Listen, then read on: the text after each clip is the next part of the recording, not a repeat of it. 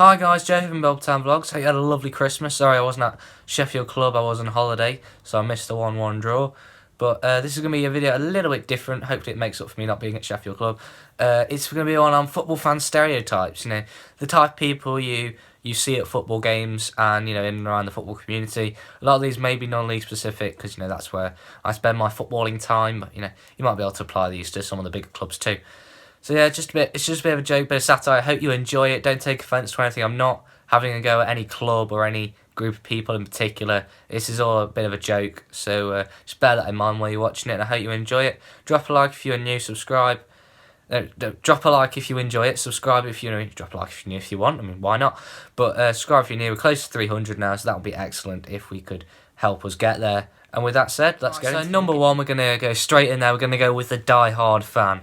Now, I feel like I'm a pretty committed Belp fan. I go to the majority of home and away games, but this fan is taking it a step up. These are the ones who will do anything to get to watch their football team.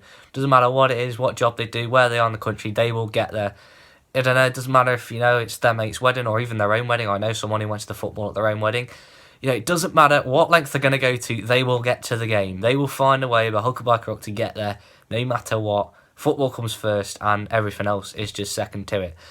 And I've got to admire this type of fan. I mean, on the one hand, might be a little bit obsessive, but there are people out there like this, and to be honest, you know, hats off to you. You love your game, you love your club, and fair play, and it is quite funny as well. There are some good stories surrounding the lengths people will do to get to their game. So that's my number one stereotype. Number two, and this is, you know, mainly non-league football, and it's the people who wind up the keeper. That's like everything they do. The wind up the keeper merchants, as I like to call them.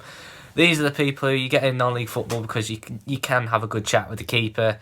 Well, we stand right behind the goal. You're in earshot of him, so you can have a chat with him, or, you know, give him a bit of stick if you feel like it. And these are the people who all they'll do, they'll just give the keeper a bit of stick. Like, you know, he'll take his goal kick and there'll be something wrong with it, or his shorts will be too long, or his shirt will be a bit dirty, or something like that. It can be a really bizarre reason. It's not just if he's let a goal through his legs. It can be anything really, and, you know, it is quite funny, especially, you know, if the keeper gives a bit back. It can be quite a good game, and it could add a bit of spice to the atmosphere and stuff like that, which is quite good. The keepers who will give a bit back are my favourite. The ones who just ignore it can be a little bit dull, but the ones who give it back, as long as it all remains on friendly terms, and you know, and you shake hands at the end and all that stuff, it's pretty funny. So that's my second. And now number three, this is more of a non-league one. I don't think you get this at pro clubs, but it's the group of kids who pretty much most clubs I've been to, and there are some at Belper as well. I used to be this person at Belper.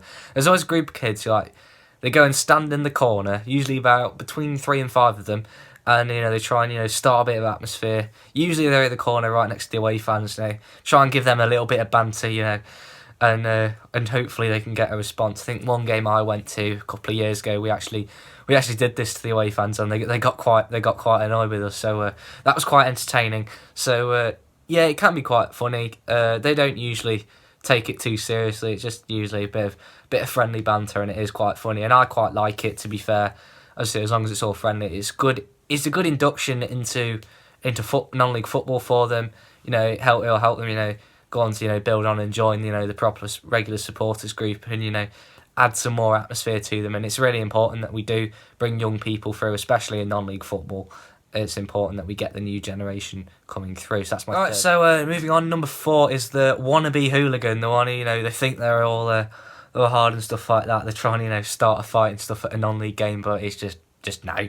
It's a bit too much. I think this one, it can be quite funny, but at the end of the day, it's a little bit OTT. You don't need to do it. You just come to the game, sing with your set of fans, give it a bit of banter to the other set of fans, and that's about it. You don't need to take it any further than that. We had a few of these at the Notts County game as well. Some of the pubs got into a bit of a state, which was a bit of a shame and didn't look great on the club. So that's my 4th stereotype. Not my favourite one.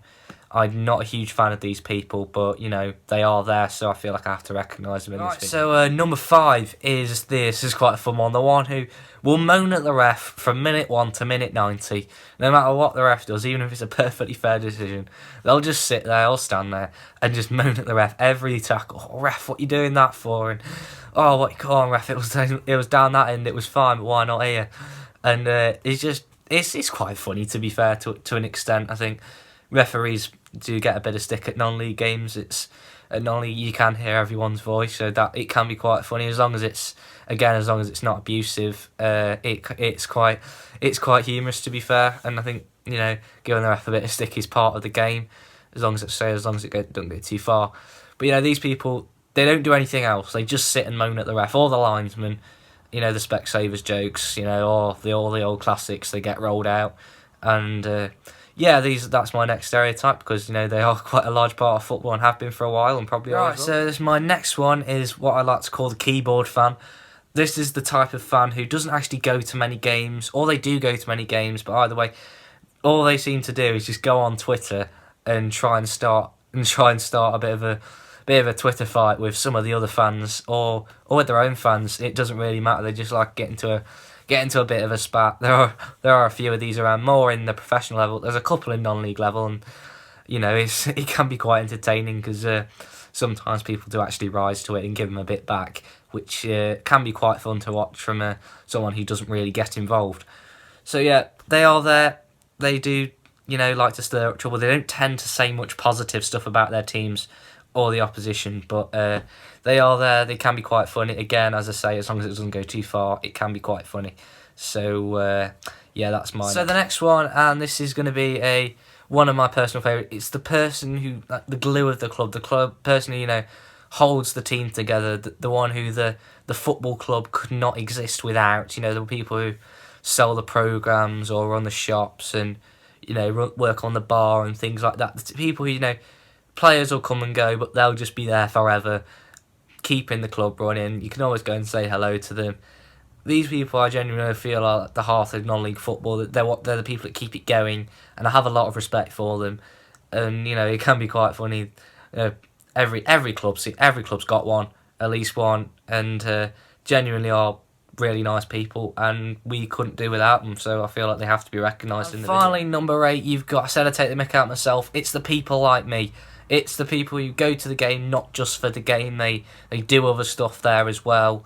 You know, people like me, people like Tom, the commentator, and the bloke who writes the match report. And, you know, people who go to the game to do something else while they're there, like with me and my YouTube, like Tom with the commentary and stuff like that. These are across all levels of football. I think it's obviously I'm biased, but I think it's good overall. Get different perspectives on the game. It increases the brand exposure and stuff like that. I mean, it can be quite funny. I mean, you're probably fed up with hearing my voice for the last year and a half, but it's one of those, like, there's these people at every club.